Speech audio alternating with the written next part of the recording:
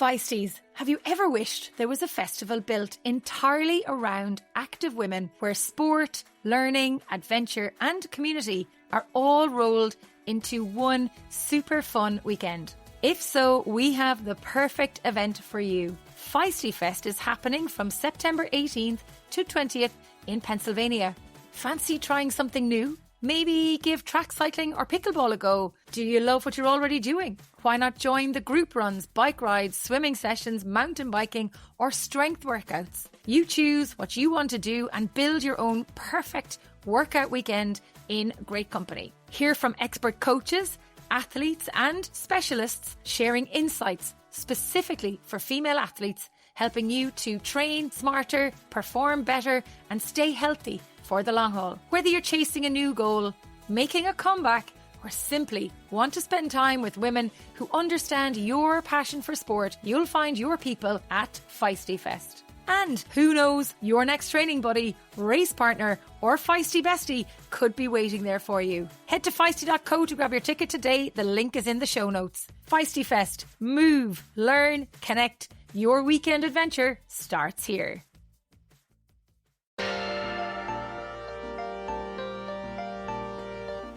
All right, Feisties, welcome back. It is your favorite Feisty Triathlon podcast. I'm Kelly O'Mara. I'm here with your host, Joanne Murphy, Katie Zafaris. And this week we have Dr. Erin Ayala joining us, who is our resident Feisty sports psychologist and the host of our brand new Feisty Women's Performance podcast. So she's going to be answering all of Katie's mental training questions. All of them. No one else is invested, huh? Right. But I wanted to first, not to start out super serious, but Erin, you live in Minneapolis. Mm-hmm. Minneapolis has been the target of like the largest federal agent immigration enforcement. Lots of protests, lots of arrests, lots of unrest. How are you doing? How is it going?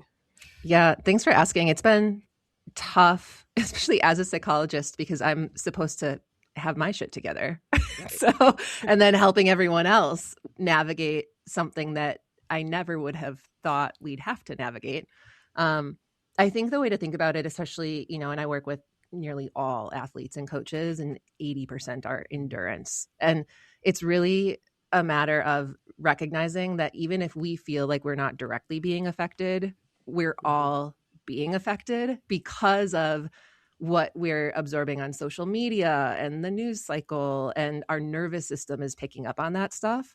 And so I think myself included and a lot of folks in the community are feeling this kind of just like nervous system activation, where our nervous system is just on the fritz, just like more exhaustion, harder to focus and concentrate, less productive than usual. Training might feel like more of a chore. And then I think a lot of us also, myself included, have mixed feelings about like, why am I training for this arbitrary race in 8 or 12 weeks when it feels like the world is coming down and crashing around me? Like it feels, there's a lot of dissonance there. Like, who am I to worry about my tempo run this afternoon when people are getting detained, right? So there's a lot. I have seen more and more athletes also talking about this, like you said, kind of like how to balance that all of that, especially like there's a big running community in Minneapolis, and some of those that they've been picked up, or even just trying to get their runs in. Do you have advice for how people can kind of navigate all? Yeah, I know Joanne's in the UK and they don't have all this chaos, but it is a very... Excuse me, sorry, point of correction. I'm in Ireland. You're in Ireland. I don't know. I never know where Joanne is in the world. I'm in Ireland. I'm actually in Galway in my house tonight. I made it home just in time. I am in Ireland, not in the United Kingdom.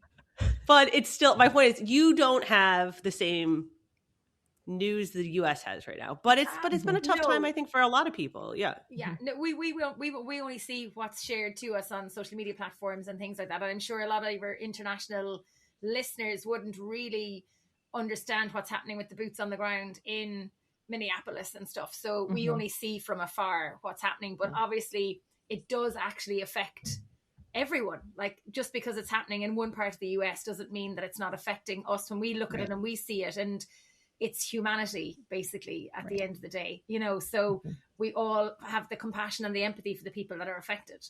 So whilst we're not living through it, we're also seeing, we are seeing things like what's going on in Greenland and Denmark, and not having a political, statement here. But there's lots going on in Davos in Switzerland at the moment at the summit, and there's lots going on. So we're all absorbing it, because what happens in the US actually affects the rest of the world. Simply, there's no two ways about it. So so when you talk about nervous system dysregulation and little bits of anxiety, and kind of thinking about, wow, where is this going to end, or what's the destination, what's going to happen? It is in, you wake up in the morning and the news feed is full of what has happened overnight for us, and I'm sure it's the same for you guys.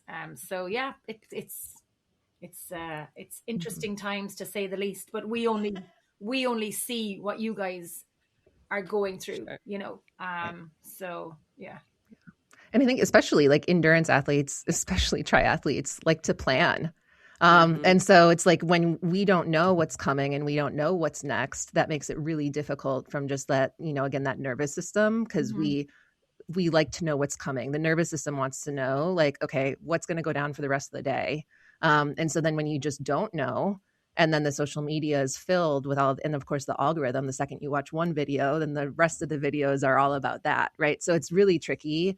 I think even the thing that I've been races, Erin, like if you think about it, the countries that are affected at the moment, like you've Denmark, Finland, Germany, what's the UK, what's actually going to happen if things escalate beyond where anybody wants them to escalate. And if people have, and it sounds really arbitrary, but if people have races booked, well, will flights be going? Will, are Americans coming over to Europe to race, and vice versa? Like, there's so much ambiguity for people. And I know it sounds really probably meaningless in the context of everything that's going on, but at the same time, it means so much to so many people, and to keep that level of normality as well going with their training and their racing. And sport brings sport provides us as athletes and coaches with a lot of stability and routines. And so then when you have to change race schedules or training, you're also changing that foundation that we're desperately latching onto when things are really chaotic in the world. And so, I mean, what you said is about the races, really great point. There's a really big race this coming weekend. It's Arrowhead. It's a ultra winter fat bike race. They also have, running, there's different divisions. So there's running / walking, there's skiing. And there was a post on one of the kind of groups that I'm in on social media from a woman who basically said, I don't feel comfortable coming to Minnesota. I'm not going to be racing as much. Sure. It's been on my bucket list, and I just don't feel, I can't stomach it. And so for a lot of reasons, right? So that's a personal decision, but that's also really hard when you've been training for this thing, looking forward to it. And then you have to face this decision on whether or not to go. So. And I think just like you're saying, just the unknown of not knowing what the right decision is, and the right amount of being like tuned into everything, or like also like self-preservation, and what can we do? I think there's just a lot of paralyzing thoughts and feelings. Totally. What advice do you have then for people? Yeah. Erin, solve our problem. Yeah, no, I know, right? What tips do you have? Because I know you've been talking to a lot of athletes going through this, and like Katie. So what advice do you have to athletes kind of trying to navigate these uncertain, is the word we were using last week, uncertain times? I think there are three kind of themes that have come up, is maybe four. One, to kind of piggyback off of what Katie said, there's no one right way to respond. And there's no one right way to show up. And it can, like, different things work for different people depending on their capacity and their bandwidth and their resources. And so I think just recognizing that there's no one right way to respond or react. And it might be a roller coaster, like that's normal and it's expected. So rather than fighting it, just kind of letting the emotions run their course. As one of my clients said on Monday, it's like, it's weird to feel anxious when I'm supposed to be anxious. Like, it makes sense that I'm anxious right now. There's all these unmarked vehicles in the community, and like, we don't know who's going to be targeted, and we don't know what they're going to do. Right. That makes sense. And so that's the kind of the first theme, is knowing your body's going to do its thing, and your emotions are going to do their thing. Like, let them do their job. And because of that, this is where two other themes come up. One, give yourself and your training plan lots of flexibility. And so it might mean, for example, like intensity and maybe VO2 or any sort of anaerobic work, probably not the right decision right now, depending on how, again, you are responding. So if you're really stressed, then putting in a bunch of high intensity intervals after a long work day like that might be enough to just overcook you. So communicate with coach about how you're feeling. And then coaches also need to kind of keep an eye on, and they know they're athletes. So it's like, okay, how's her heart rate doing today compared to normal? Like, ooh, that was a really high spike really quick. I don't usually see that with her. So pay attention to some of those subtleties. And then because of that, the third theme is doubling down on the basics: sleep, nutrition, hydration. Like, what are you doing to take care of your body? Because your body is working in overdrive right now, given the chaos of our world. And if you continue to train, nothing wrong with that. I'm continuing to train because I need that for my routine and my stability and my health. But it's also knowing I need to be going to bed on time. I need to have 3 meals and 3 snacks a day, keep drinking my water and electrolytes, etc. Because often the self-care stuff is the first to go. Sure. And then the final and fourth thing I've been saying, lean into community. Social support is huge in these types of situations. And a lot of us are feeling it again in different ways. And we want to kind of retreat and isolate and avoid. That's typically the response, especially when we're stressed. It's just isolating. But lean into friends and community and loved ones for support.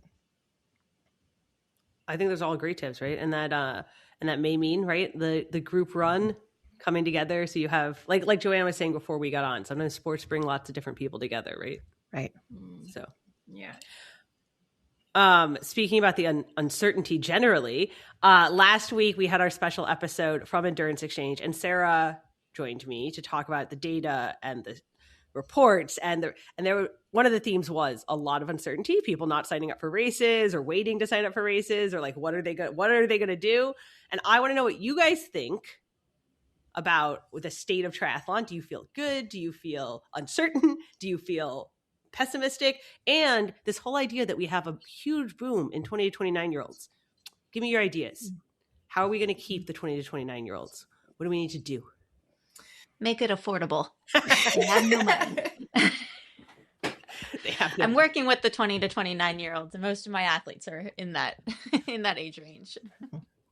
Fair. I think in Europe the sport is booming. The races, and I'm speaking from an Ironman perspective, the races, Ironman 70.3 Ironman races, they are selling out. Like, I don't know of any races pretty much in Europe that are not either sold out or nearly at full capacity. And that would be Europe and the UK, actually. And they launched 2 new races last week in Versailles and Malaga, and they're going to be snapped up. So the rate of the sport is definitely seems to be swelling and booming in Europe, but that might be completely different to what you guys are experiencing in the States. And as for the 20 to 29-year-olds, is it that age group? I think the growth of influencers in the sport of triathlon is probably affecting the number of younger athletes that we're seeing coming through. And I would say the same is true for the running boom that's happening as well. You're getting lots of these people coming together and deciding, and young people who've got a good social media following, and they're putting a running group together. There must be 5 or 6 new younger running groups here in Galway, which is a small city on the periphery of Ireland. It's the furthest point away from, it's the closest point to America, the furthest point away on Europe on the map.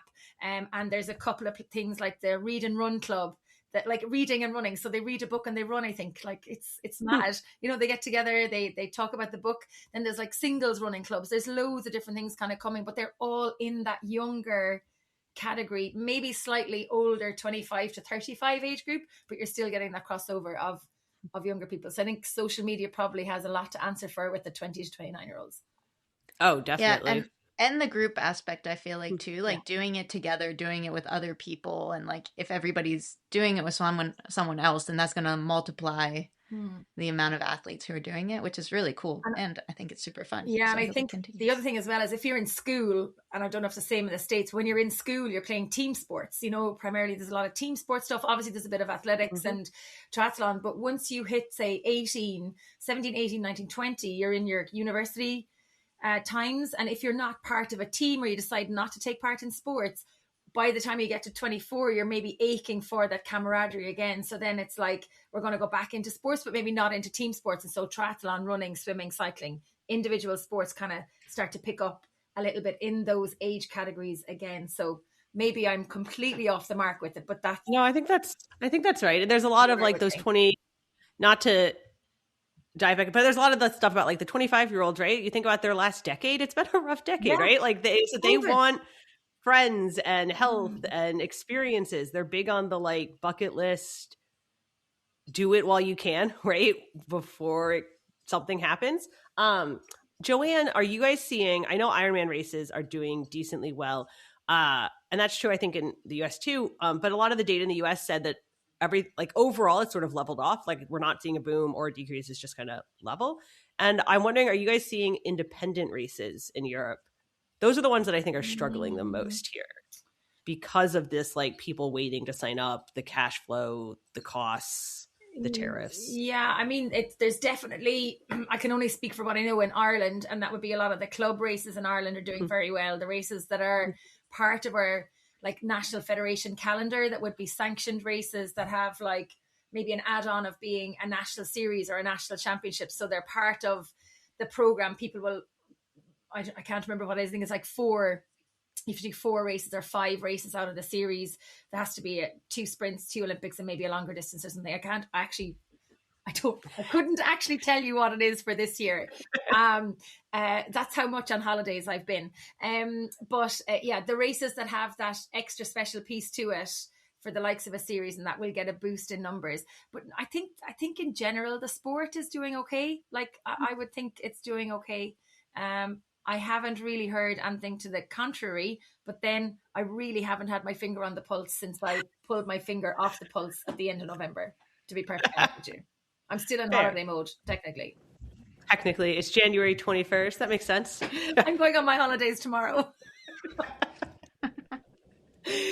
Yeah, so, but I think in general, it's, I think it's doing okay. It's doing okay. I just want to give a shout out to the independent races, like don't forget to sign up for those. I was talking to the woman who's running Wildflower, if everyone remembers Wildflower Triathlon, and people are waiting so late to sign up that it becomes like an issue for these smaller races. So I would say go sign up for Wildflower. Yeah, Wildflower, Castle Race Series, you've got Outlaw, in the UK, but I would say the rising cost of everything is having a major effect on race entries and race costs, as opposed to the athletes not signing up. Like everything from your barrier to your portaloo to your finish line gantry to your spectator area, every single thing is just, the cost of everything over here is just gone so expensive. So very, very hard for independent race directors to make money. So then that's why a lot of the races in Ireland are run by clubs as opposed to independent commercial race directors. There's not a huge amount of those here. There would be more in the UK. But yeah, so then a club will have the club finances or maybe get some support and sponsors and things like that, rather than it being a commercial entity trying to go out and get sponsors. If you know what I mean, it's kind of like it's a different setup over here to maybe what it's like for the likes of the Wildflower in the States. Are you guys signed up for races this year? There's my pop quiz. Has everyone signed up for a race? What are you guys signed up for? I felt guilty when you were saying the last minute signups, because I was like, oh, that will totally be me, just because I'll be like, oh, I can't plan that far ahead, but I should. So you've inspired me to try and find something to sign up for. Okay. An Ironman. Oh yeah. Right. Yeah. Go big or go home. No, definitely not an Ironman for me. Well, one day I'm just going to be like, yeah, I signed up for this one. Well, I hope you're at it. Yeah. Great. Give us plenty of notice because I'll need to fly over to support you. Yes. No, I'll make sure you're already there. Okay, perfect. That's announce me across the finish. Yay! I know Erin is also signed up for some crazy big things this year. Let me make sure I get this right. She's going to do Unbound on a single speed for the 5th time. Yeah. So it'll be Unbound 200, 5th time, first time on single speed. I've done the 100 on single speed, but not the 200. Yeah, that would just be crazy. Yeah, because that would be wild. Why? So now I'm just okay. I was going to ask too. Right, they both want to know why. Why? So many reasons. And that's also exactly what my coach said. But which is an appropriate question. Is like, I was like, because I also have patellar tendonitis. This is what happens when you get old: is your body starts to rebel, and so I have to keep my knees in check. And so I was like, single speed 200, like yay or nay? And she was basically like, love that that's your idea and also need to understand your decision-making process for this. I was like, good point. So I think the thing that I like about, there are a lot of things I like about it. One, I just really like the bike. And the bike is super meaningful because I won the frame at Tour of America's Dairyland Omnium like a number of years ago for taking the Omnium. So that was cool. I won the wheel set for being a middle of the pack rider in a single speed division. So it was my first ever single speed race. I won a wheel set for being average. And then I won the handlebars at the last best ride in Montana. So it's just like this, like, it's really special because, and it's also just a really rad steel single speed bike. Like, it's comfy. It's got a different vibe. But then also, so I'm a total diesel engine. So I love flats and descents because I will just motor. Climbing is not my favorite. And when I'm on single speed, it forces me to be a different type of rider and improve as a cyclist because I spin out on the flats and descents and I have to hammer on the climbs if I don't want to dismount and walk up the hill.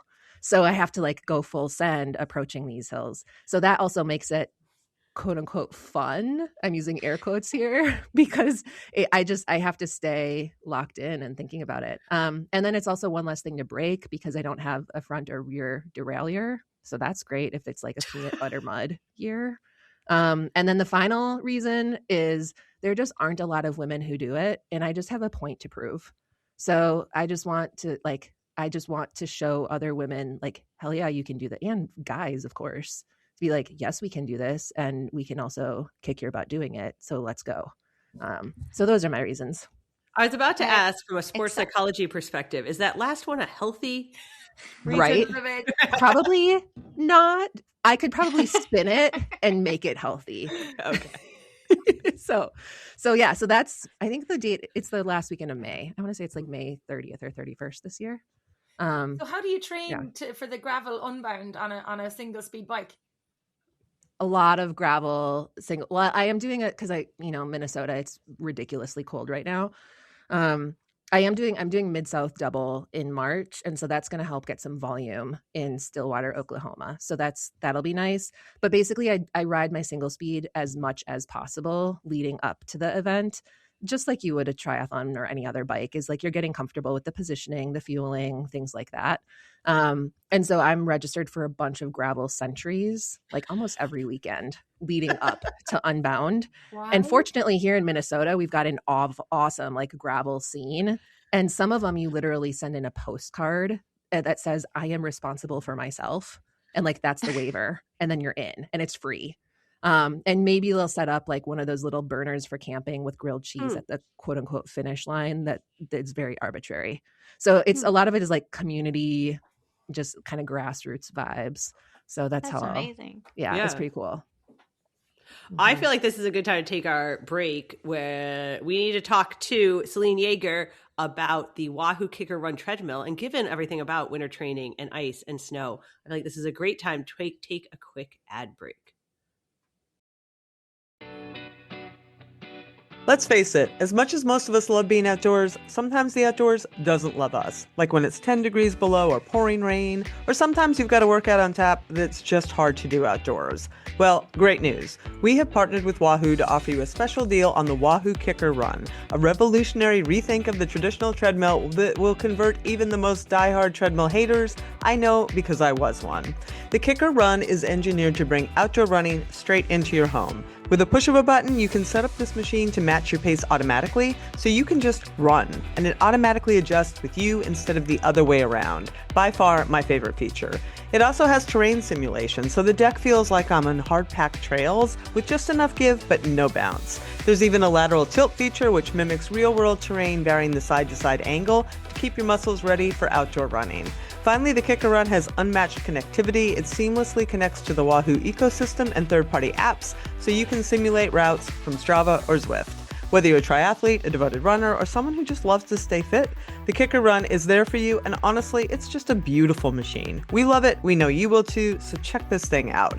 Click the link in the show notes and use the code Feisty2026, all caps Feisty 2026, to get a free Headwind Smart Fan valued at $300 with the purchase of a Wahoo Kicker Run today. I will drop a link in the show notes to make it a snap.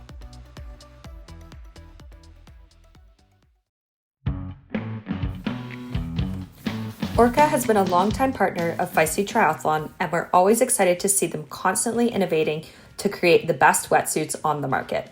I have swam in many wetsuits over the years, and my Orca wetsuit is by far my favorite. I especially love the V-Fit technology that's included in all of Orca's women's wetsuits. Their wetsuits are specifically designed for the female body, and you'll notice the difference in fit, performance, and comfort when you try it out for yourself. Orca wetsuits are divided into 2 categories, and within each category, there are 3 different suits with different characteristics and buoyancy levels. So whether you're looking for maximum buoyancy or maximum shoulder mobility or a mix of the 2, Orca has a suit for you. And there's a couple different options depending on your budget. As always, Orca is made by triathletes for triathletes. So get ready for race season with an Orca wetsuit and use the code Feisty15 for 15% off at the link in our show notes. That's Feisty15 for 15% off at the link in our show notes. Regular listeners of Feisty podcasts will not be surprised to learn that for decades, running shoes have been researched, tested, and designed for men. Brands have relied on the shrink it and pink it approach to sell male shoes to female customers. But women's feet differ from men's in numerous ways. We have increased toe splay, higher arches, a more narrow heel, a lower ankle bone, upward angled toenails, and a rounded instep that is smaller in circumference. And because of all those differences, that is why we need HEDAs. HEDAs has unlocked the science behind women's biomechanics through dedicated research and creates running shoes specifically designed for women. So that means a lower heel collar to reduce rubbing on women's ankle bones, plate design to provide heel stability and to decelerate foot impact, rounded instep creating a snug fit through the middle to match the curvature of a woman's foot. Every feature is designed to give you more power and less problems. Breathability that lets your feet breathe easily mile after mile, plus fast-drying tech that doesn't allow sweat to slow you down, adaptive stretch that molds to your foot like it was made just for you. I personally have been running in HEDAs for over 2 years, and from the first time I tried them, I knew that there was something different. They really felt like they were made for me. The shoes are super light but provide good cushioning, and they really support my very high arches. I honestly didn't think I would notice the difference after running for so many years in male model shoes, but I really did. So, try HEDAs for yourself today. Go to hedas.com and use the code STAYFEISTY for 20% off. That is Stay Feisty for 20% off at hedas.com. The link will, as always, be in the show notes. All right, I will admit, I live in California. I don't run on a treadmill that much. I don't ride inside that much. Do you guys utilize indoor training? Erin's like, yes. All absolutely. the time. I'm like a trainer queen. And I was on my trainer for 4 hours nonstop on the bike Sunday. or the treadmill? The bike. Oh, that's okay. Yeah. Are my you in treadmill, Minnesota to start? Wisconsin. Are you from Minnesota? Oh, Wisconsin, wow. close I thought enough. you were in Okay. Minneapolis. I thought you were in Minneapolis. I'm in Minneapolis now. Yeah. Joanne, Yeah. Minneapolis is in Minnesota. Okay, it's just like Yeah, Ireland yes. in the UK. I don't understand. All It's these a All good. city. Similar vicinity. Yeah. Dublin. So to this is Ireland. funny though. My treadmill automatically stops at 99 minutes. Yeah. Change it. You can change the set. You can change the Really? settings. Yes. Well, on a Wahoo Kicker run, you can. Yeah. That's what, honestly, I've been trying to convince my spouse to get one, and one of these There days you it go. might Well, happen. we It's were like a manifesting $300 that we were trainer going- from Sears. Okay. I don't know if it has those Oh. features. It still has like old school iPod Yeah, plug-in. no. We were Like so. manifesting that Kelly would get us all one there at one point, and Yeah. we were doing our best there to do some Yeah. running on the treadmills. But Kelly hasn't You managed need, to you magic it need, yet. you need like all the features for Yeah. your winter training. Like Yeah, Wahoo, if you want to help a girl out, there you go. I'm your girl. So Apparently, because you're spending I spend a 4 lot of hours. time. Yeah. So I spend a lot of time indoors. And I used to feel kind of guilty about it. I don't know why. And now I'm just That's weird. unapologetic. Like I will be on the treadmill all weekend. Like, Here's my where you question live. for you from your expertise here. What like mental tricks do you use indoors when you're just staring the same thing at for the 4 insulation hours. in my basement. Oh my gosh, I need to hear this because I could never. This was like my nemesis. Yeah. The only thing I had was I would watch Hallmark movies for Christmas, but that's not intense. So Totally. yes, continue. Okay, so it depends on what your goals are. If you're if you care about your performance, beyond like finishing. So like if you really want to train and get the most bang for your buck for the workout in terms of your mental game, that's when you use mental skills and strategies to deal with boredom and mindfulness and acceptance of thoughts and feelings and quote unquote embracing the pain cave and exercise induced pain. Like you learn to be as present in the moment as possible when you're on the treadmill instead of like letting your brain go off into la la land. That takes a lot of work and effort, and it's really hard and boring. And it can make a 90-minute run feel much longer. But so for anyone who wants to work on mental toughness, that's what you do. For anyone who's like, I'm just happy to be doing these events. And if I'm good, this is the boat that I'm in. Like if I do a good enough job, then cool. So then I use distraction, Netflix, Spotify playlists, audiobooks. Like I keep myself entertained in those ways. What is the difference between, just distraction and then like, it sounded like basically the first thing you said was really like sitting in the discomfort. Yeah. Yep. So would that be like, no, I'm not going to play Netflix. I'm not going to play music. Exactly. I will stare at this wall. Yep. And think about my feelings. Oh man. Oh, yeah. That's the work. That's why I didn't like it, Kelly. Yeah, and honestly, that's what anyone can do on any other training, ride, or run. They can also do it outdoors. I mean, they're just more kind of, I don't know, outdoors is less boring because of the scenery usually, and the terrain is changing and you've got other things to think about. But for athletes and it's like, okay, so the next question is usually, well, how do I know if I need to work on my mental game?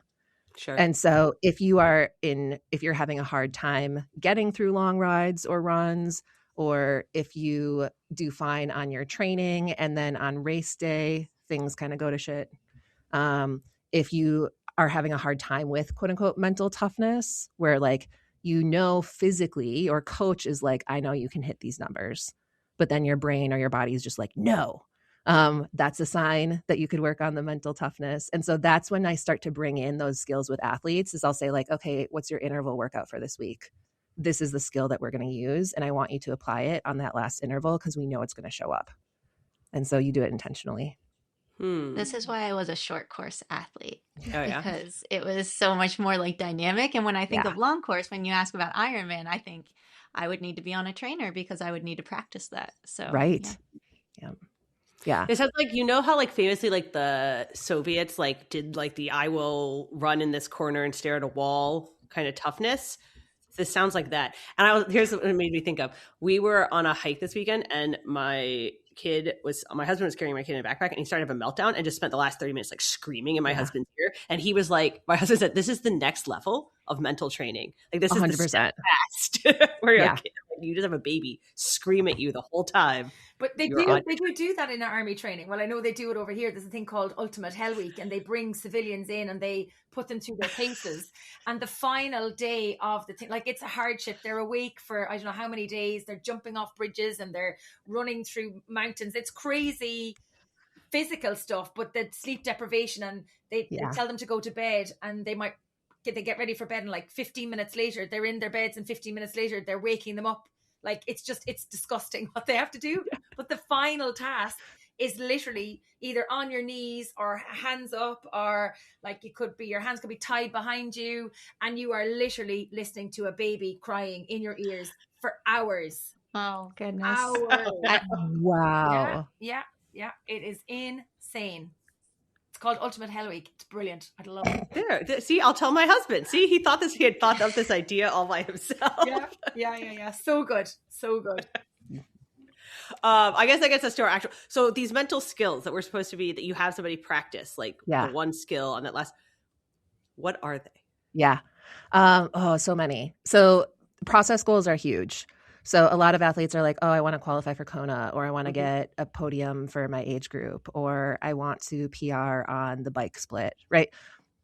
there's nothing wrong with those, but we've got a lot less control over those goals. And then it's also easier to lose sight of the daily grind and your daily training that you need in order to get those goals. So what I really like to do with athletes is like pick one, even it's one process goal for each workout. Like, what is the thing that you've been working on? Is it pacing? Is it nutrition? Is it hydration? Is it focus cues because you know, your form gets sloppy in the second half of the workout? Is it your cadence? You know, your catch, your pull on the swim, like name your thing. And then that turns into the process goal. Like you create a process goal around that. So it might be, okay, I'm going to do a bottle an hour on the bike. Or I'm going to do, you know, 80 carbs an hour for the bike. It could be, I want to keep my cadence above 85, especially for these intervals. So that's really effective mental training, because then you're more intentional when you're training on a daily basis rather than just focusing on Kona or a Boston qualifier, for example. So process goals are huge. Mental performance, like pre-performance routines, also really important. So like we always say, nothing new on race day. So the same thing applies for mental strategies. So a lot of athletes will be like, oh, well, I tried deep breathing. But it's like, if you wait until race day to do the thing, that's like brand new nutrition on race day. Like you're not helping yourself. And so the mental training is helping the athletes figure out, like, what are you going to need on race day? And then how can you start to apply those things now? Because just like any other skill in any sport, you have to practice it. And so what does that actually look like? It might be, you know, your pre-race routine for mobility or nutrition or hydration or sleep or gear or packing, setting aside like a few, you know, moments the night beforehand for like before a long ride or a brick workout, and being like, okay, what's my goal and game plan for tomorrow? So that could be mental training. It's funny because going into Rio, so I was basically started as a professional triathlete in 2013, and going into the Rio Olympics, I considered my mental skills training reactive. So I would talk to a sports psychologist, but only when I thought I needed them. Exactly. And basically had gotten to the point of like freaking out. Totally. And then after Rio, I worked with a sports psychologist preemptively, and regularly I'd have her on my schedule every single month, at least once a month. Half the time I'd go into the calls being like, I don't really know what I'm going to talk about, but it made it so I was like ahead of you're proactive. Like, mental disorientation, I guess. Yeah. Well, it's like, it's easier. It's kind of like, you know, if we use another cadence example for the bike, it's like having a proper cadence to stay on top of your gears so that you're not unintentionally, you know, like the elevation starts to climb and, you know, the road kicks up and then you're grinding at 50 RPM. It's like you want to stay on top of things mentally. And so then the sports psychologist can help athletes being like, oh, I noticed how like whatever, like, is there something there? Let's talk about that. It's like, you don't know what you don't know. What do you notice? When you said I was like, what things do you notice in athletes? Yeah. So it might be, for example, like they say that something is really important to them, but then their actions don't align with that, because, and like a lot of my clients, especially, like they are really good at burning the candle at both ends and taking on all of the things, and they're really busy. And then usually what will happen is like something has to give, and it's often their training, their self-care, setting boundaries with family members. Someone asks for a favor, being like, oh yeah, well, I went to so-and-so's house to help them out, or I helped so-and-so move this weekend. And it's like, wasn't that a key run for you? And so it's saying like, okay, so you said like, this is really important to you. And I also noticed you're doing these types of things. How is that helping you or not helping you? Another thing that I do a lot of that I often notice is their self-talk. Because often if you ask like, what are you thinking about during your runs or your rides or your races, they're often like, I don't know, my mind goes blank. But when they're just free associating and talking, we can start to pick up on those things of like, I can't, I shouldn't, like, what are those subtle signs? And then you can pick up on that and saying like, oh, I noticed how you said, like, I'm not a climber, like, says who? And then you get to start to challenge some of those assumptions and then create goals based off of that. And that helps with the self-efficacy, which helps confidence, which helps performance. So. I was sitting here thinking, what about the less subtle negative self-talk that's like, I should just quit this sport and do something different? Yeah. To that, what I usually say is like, how are those thoughts helping you? Are they serving you? And are they helping you show up as like the mom, the parent, the friend, the athlete, the coach that you want to be? And if the answer is no, then just like let them run their mouth and just like let it go. So it's easier said than done, but those are the things that take practice, right? So then you're running and you're like, I should quit this sport. I suck at this. I'm super slow. Like, oh, there's that story again. I've heard that one before. This is the I suck story. So then when it shows up on race day, it's easier to use that skill and address it. For me, like, it was I always like, quit. this is normal. Oh, like, really? This is like my normal feeling. This is my normal, like, or I remember like being right before Montreal, we were standing in this, like, in the line to get started, and like 4 of us were talking about like, why do we do this? Yeah. And it's like, this is probably not the most like beneficial time to talk about it, but I think just when you realize like, oh, it's okay, like similar to what Erin was saying, it's just like the it's okay to have those, just don't anxiety. like don't go down the I remember hole. very distinctly one race being like, you know what? You should decide later if you're going to quit. Yeah. Let's not decide that This right is now. not the time. Yeah, totally. Yeah. But it's, I mean, what Katie said, it's normalizing the anxiety. Like I used to do the same thing at start lines, like before like bike races where, meet some, local friends and / competitors where, we joke about having to go to the bathroom 10 times before the start of the race. Like that's the anxiety. Those are the nerves. And so then we would just joke about it and being like, it's just a nervous pee. It's just a nervous pee. Once the whistle goes, we're fine. And then of course we are. So you normalize it like, oh yeah, here's the pre-race anxiety. I was actually listening to an interview actually during the week, and somebody mentioned about getting nervous before. They weren't an athlete, they were like a commentator, journalist, broadcaster, and they talked about performance anxiety and not nervousness. And I thought it was a lovely way to reframe the anxiety and the nervousness, that it was the performance. So it wasn't about, it was all around the things that they could control, like that they might say something wrong or that something might happen. But it was a lovely way to reframe it, that it wasn't them being nervous. It was just performance anxiety. I thought it was quite interesting take on changing the perception of it.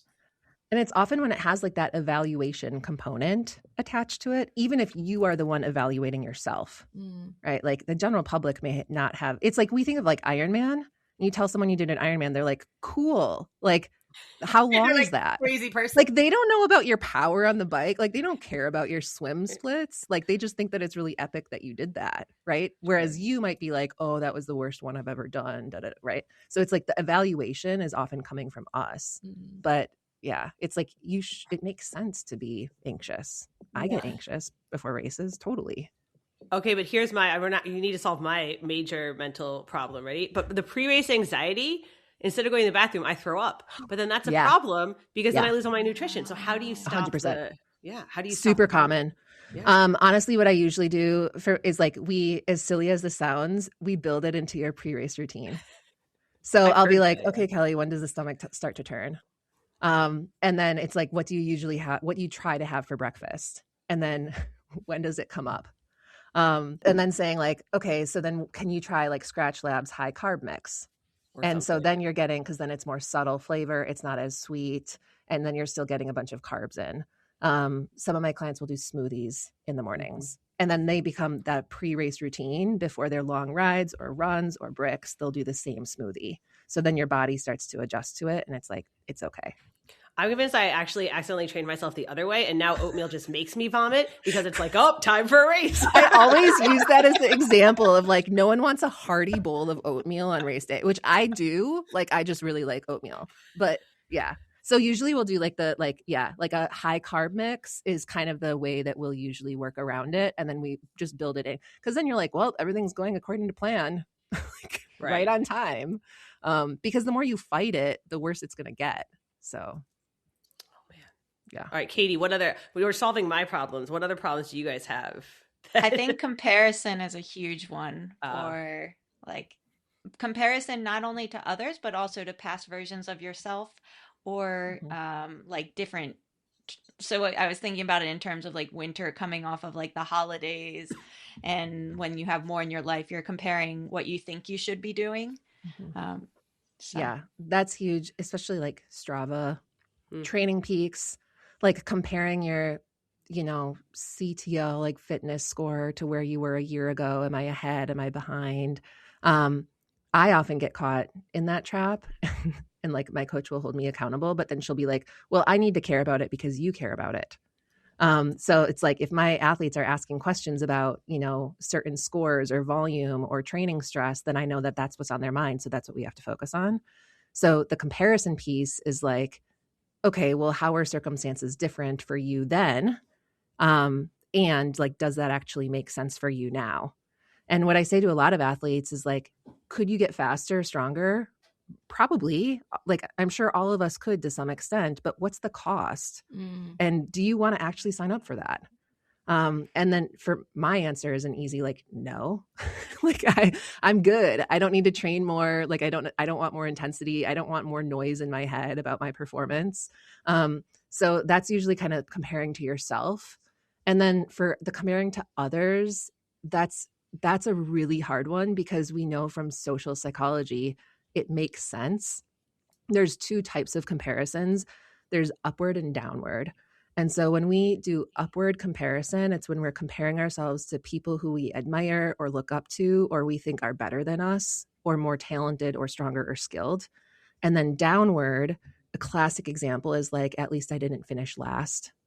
So you're like trying to make yourself feel better. And so you have to keep those in check to make sure that you're not always comparing yourself upward. Because chances are when you're doing that, they have more skill, more experience, they've been doing it longer, or they have more resources or more time. And like you conveniently forget about all of those things. So I say, just name it because it's going to happen. Okay, Erin. So when we talk about endurance athletes, but triathletes specifically, what are like the most common mental, I don't want to say issues, challenges they face? Things to work on. Growth opportunities. Right. I think comparison is huge. And like we get so many athletes, where I am, we like in my practice, and we serve folks in all different, frankly, countries at this point, which is pretty cool. But a lot of them are like, 20 to 50-year-old masters athletes, and a lot of them are endurance. And often they like lose sight of joy in sport, where they start taking it so seriously, where it becomes a stressor and it's taking more than it's giving. So I think one of the biggest mental challenges is like, how do I find joy again when I care so much about this? And I don't want to put too much pressure on myself, but also that's what I've done my whole life and that's what works for me. So what should I do differently? And I'm not going to tell them to not care so much, but that's kind of how it works with peak performance. Because if all of us right now think about the races we've done where we've put the most pressure on ourselves, it's probably one of our worst performances. And then if we all think about the best races we've ever had, it was probably the days where we were like, F it, just let her rip. And we went in with no expectations and we did really well. So often it's helping them with the relationship with sport and like the comparison cycle of what they think they should be doing and then what they're actually doing and finding a new norm in a sense. It's funny because my best year was in 2019, and it's when I went from I need to do this to let's see what I can do. Right. Wow. Totally. Why did you think you needed to do it, Katie? Because I was having performances, I was getting on the podium, so I was starting to expect being on the podium. Like I'd qualified for the Olympics. So those expectations were, like Erin was talking about in the beginning, they were all outcome based. And whenever I got on the start line, it felt like I needed to prove myself. It was a test. And something I talk to like our athletes about is just racing is not a test. Racing is to show you, like, you can practice all the process goals and focus on what's going to lead you to probably a really good outcome if you check more of those goals off. But I always like going into it, like just freeing myself of like, this is fun.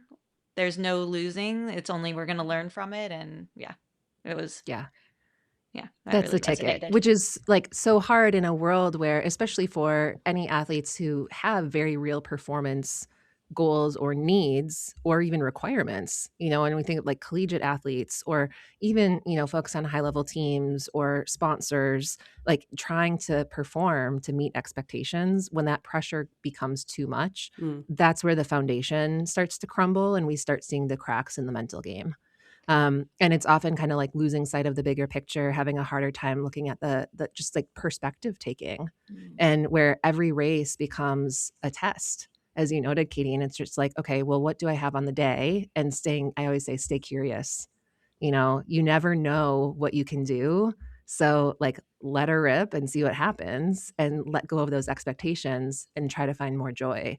And then that's where the mental skills work is, because they have to start doing that stuff now, like in training, not on race day. You can't just find joy on race day all of a sudden. Right. But I think it's so interesting. I saw a graph once and it was like when you first get started, your way of doing an activity is like you're going in to see what you can do to have fun. And then you get to this like middle ground of like taking it too seriously, like tuning into more staticky things than like actually helpful things. And then you get to the like highest performers and they're back on the other side again, where it's like eating gummy bears to fuel themselves and like going into their races or competitions or games or whatever more with a playful mindset.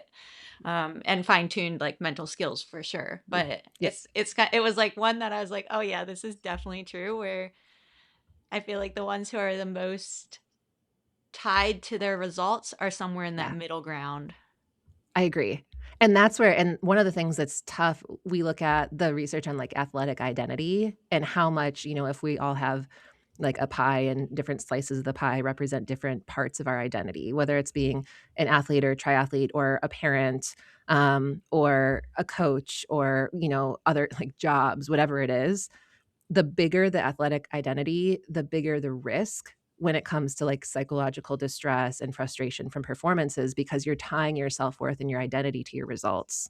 And that's where things get really sticky, because you can't tell someone to care less. But that's kind of like, that's how they interpret it when you're like, don't be so hard on yourself, or, don't make your expectations too high. Yeah. Yeah. Right. Yeah. So it's a really double-edged sword, because so then usually what I'll do is I'll say, what do you want your vibe to be on race day? Aside from fast and strong and competitive, like what would success look like for you? And then that's what we set those performance goals around. And then it's also being like, okay, where could things go awry in your race? I like to do like implementation intentions or contingency planning.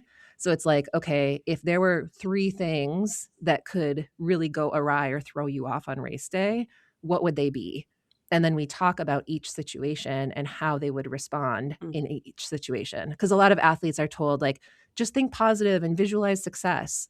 But like, how often do races go perfectly as expected? Like things happen. And so you have to be able to prepare for that. And having a game plan can also help them with like being able to rally and pivot and being more resilient. So I used to go into warm-ups being like, this warm-up is going to feel terrible, but I know it's going to feel terrible.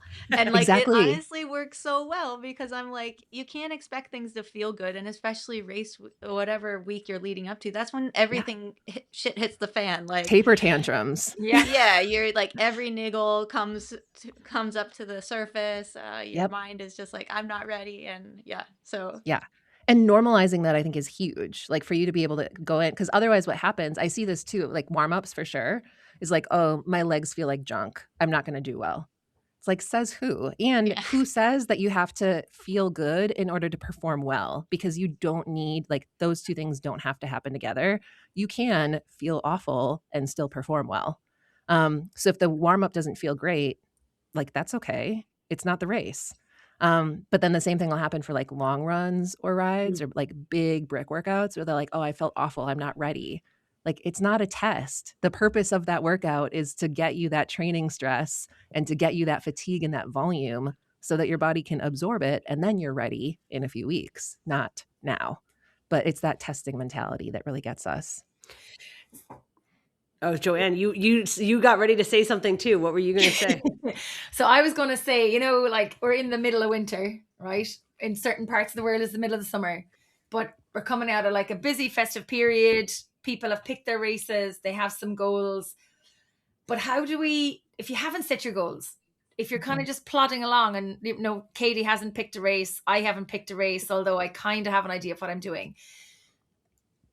For people who are like on the fence, that aren't like having these big scary goals for this year so far, how do we stay motivated? What would be your top tips for us to just keep tipping away with our training and keep on top of the movement and the motion and the importance of exercise, that it's away from the competition, or even for athletes who are the ones that are going to be last across the finish line, and that's just what they do, and they know that that's where they're going to be. What would be your top motivational tips for those guys or girls, myself included? Yeah, I'm huge on like people recognizing and naming their values. And there are different ways that you can do it. You can, do like an online quiz. If you search for, values card sort online, you'll find a lot of different examples. The whole idea behind it is, there's one that I love by, she's an illustrator, Lisa Congdon, who's also a gravel cyclist based in the Pacific Northwest. And she's got this values card deck, and it's like 70 cards of different values. There's like harmony, there's growth, there's fun, adventure, integrity, honesty, authenticity. And I always say values are like pizza or ice cream. Everyone has a different opinion, and you naturally are going to gravitate towards certain ones. So it's like my favorite kind of pizza might be, I love anything spicy. And that's not something that that's my vibe. That's just what I like. Values are similar. So I know what my values are. And so then once I know that, then I can take my training and figure out what it looks like in the context of those values. So let's say someone really likes fun and adventure.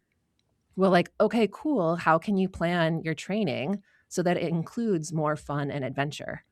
If it's family, then okay, how can we get the family involved, right? Like more trips and hiking with a baby on the back, right? Like how can we incorporate that? And I think that's where people lose sight of it. It's like we have these, copy and paste training plans, or they're following whatever coach gives them, but they're not talking about why they're doing it in the first place. And the why can also change. Like that's okay too. So I tell people, do the values card sort like once a year, just to like recalibrate and check in with yourself, and then create your game plan. Otherwise, you don't know where you're going. So you have to it's like the compass. It tells you what direction to go with your training. Are they ever at odds? Like, I want to qualify for Kona, but my values are adventure and fun. And I don't swim. Right. Right. Yeah. I think that's a good question. I think they can be. One of the things, there's kind of like a debate in the field on whether or not achievement can actually be a value. Because it's like, well, achievement is kind of this thing, you're checking this box. So how do you know, like when you're actively achieving, what does that look like? And there's probably more of a value underneath that. So it's like an onion. So it's like, okay, what is it about Kona that you really like? And then what about that? And then what about that? And you keep going until you get to the bottom where you're like, I don't know, that's just how I am. And like, that's when you found your value. Or if it's like, I don't know, it's just the principle of the thing. So I'll often also say to people, I was like, think about your pet peeves, or like training buddies, or people that you just like, or situations where you just can't let it go. Chances are it was somehow hitting your value system. Sure. So. Oh, I can come up with those. No problem. Right? There you go. So then you build your training around the opposite. I also have seen a decent, we'll wrap up, but here, and we won't end this, but I've also seen a decent amount of research where there's a lot of correlation between non-sports related mental health issues and endurance sports. And I'm sure you've gone deep down this hole. Correlation or causation, Erin? Correlation. Yeah. I think, and I see this a lot with trauma too. I mean, like mental health includes trauma, right? But I have a good amount of like sober athletes who have battled addiction, and now they're practicing sobriety in sport, especially endurance is like a big vehicle for that. I don't think it's chance. Like I think the correlation is there for a reason. Sport, I think there's something about, it's like endurance athletes struggle with moderation. So it's like for folks who have a history of addiction, for example, it's like that outlet, like that feeds them. And they've managed to channel it in a different direction that is arguably more adaptive and healthier. I think for folks with a lot like anxiety, depression, disordered eating, it's like sport can exacerbate those issues because they care so deeply about sport. But then you could argue, well, if they weren't doing it, would they be worse off? And probably, depending on the situation, because they may not have the structure, the health and wellness, the training, the social support or community that comes with it, the passion. So it's kind of like, yes, and what's the alternative? So it's tricky. One of my pet peeves, though, is when people are like, oh, running is my therapy. I don't need a therapist. Like, bullshit. Like, we all need a therapist. Like, running is great it could be therapeutic, right? You're sitting with your thoughts and feelings, you're learning about yourself, you're unpacking stuff, but there's something different when someone else is noticing the things that you may not be aware of and calling you on it with empathy. You're like, I didn't go to grad school to be replaced by a run. Right. Yeah. Like, careful, or it could be AI replacing you. That's Someone recently compared that to getting sushi at a gas station. Like, you could do it. I wouldn't recommend it. Does anyone else have any urgent last minute tips they need from Erin before we wrap up here? Any mental training skills questions? No, but we should have a part 2. Part 2. Maybe we'll come back in like race season. Yeah. And talk more about like getting ready for racing. Oh yeah, like race day planning is huge. Yeah, I'm totally down for that. And then maybe Katie and Joanne will be signed up for races by then. So yeah, we can use you as our guinea pigs. There we go. Can't wait. It'll be like a live sports psych session on goal setting. Oh boy. Oh boy. All right. Well, thank you for joining us, Erin. And Erin is the host of our new relaunched Feisty Women's Performance podcast.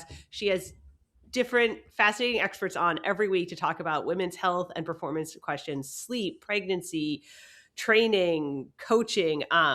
Go and subscribe to that feed, and we will have her back later this year. Thank you. Thank you.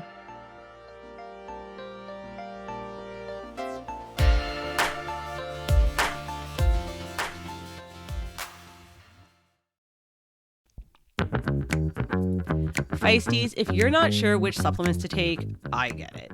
The space can be confusing. But there are actually a few supplements that have a lot of research and support to back up their use and benefits. And one of those is creatine. That's why you've probably been hearing a lot about creatine lately, because the benefits are real. Creatine supplementation can support muscle recovery and lean muscle growth, and even improve brain health and cognitive performance. But it's also made the category very crowded. How do you know which one to take? That's where Momentus's signature spec creatine comes in. It sets a new standard for creatine purity, manufactured in a pharmaceutical facility and going through a 6-stage testing process with multiple independent agencies, ensures that you're getting the highest quality creatine. And then the ultrafine powder mixes effortlessly with no clumping, so you can drink it after workouts or before bed, whatever you need to help you do what you already do, but better. You can try Momentus Signature Spec Creatine for 35% off your first order with the code FEISTYTRY. That's FEISTY TRI, TRI, at livemomentus.com.